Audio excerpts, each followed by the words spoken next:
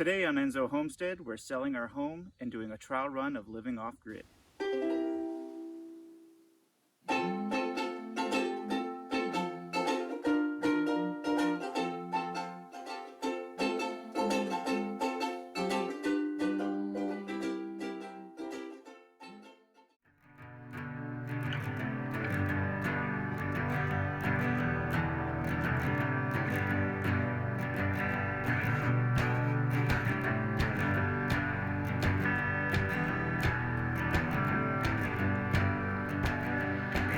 Did you think could go wrong?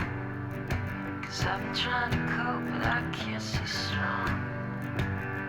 What else did you think might be true? 'Cause I've been waiting too long for nothing to do.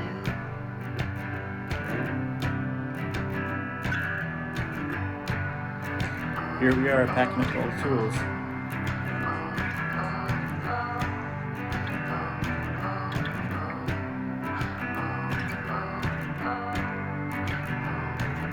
So how many toilets do you need to live off-grid in an RV?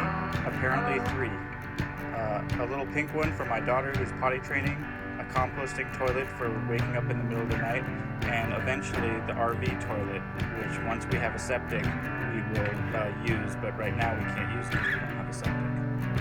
Oh, but wait, there's one more. There's also a 4th one for when things get serious. What did you think had happened to me?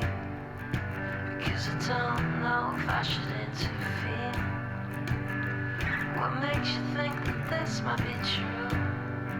'Cause I've been waiting too long for nothing to do.